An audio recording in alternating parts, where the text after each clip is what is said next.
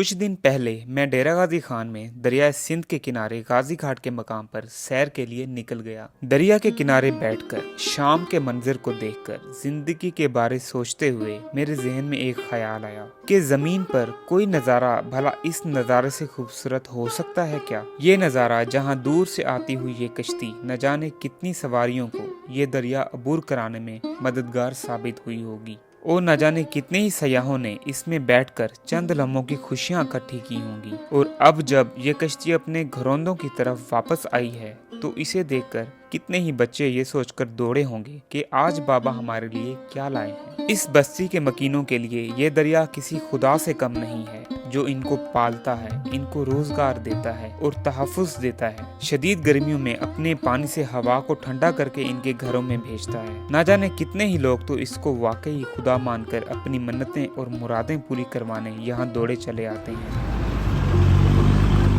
ये चरिंद परिंद और हर तरह के जानवर इसके किनारे किस कदर लज्जत के साथ चरने आते हैं, जहाँ इनको हरी घास और मीठा पानी मुयस्सर होता है जो शहरों में इंसानों ने इनसे छीन लिया है। और ये पानी जो हजारों किलोमीटर का सफर तय करके यहाँ पहुँचा है, इसने रास्ते में सफर करते हुए तरह तरह के मिनरल्स और अज्जा अपने अंदर शामिल कर लिए हैं, जिसकी वजह से हरे भरे खेत उगाने के काम आता है। इसी पानी की बदौलत ही तो हमारा मुल्क अपनी एक अलग एग्रीकल्चरल आइडेंटिटी रखता है। इन लहरों की तरह मेरे दिमाग में भी बहुत से ख्यालात सफर कर रहे थे। फिर अचानक एक ख्याल आया कि सैलाब के दिनों में यही दरिया जाने भी तो लेता है, बस्तियों की बस्तियां नीस्तो नाबूद कर देता है, हरी भरी फसलें उजाड़ देता है। ये तो तबाह कुन है और कहर वाला है, फिर इससे इतना इश्क क्यों? इसकी खुदा से मुमासलत तो हरगिज काबिल कबूल नहीं। ये सोचकर मैं उठने ही लगा था, ऐसे लगा दरिया से आवाज आई जैसे वो कह रहा हो, ये तुम खुद हो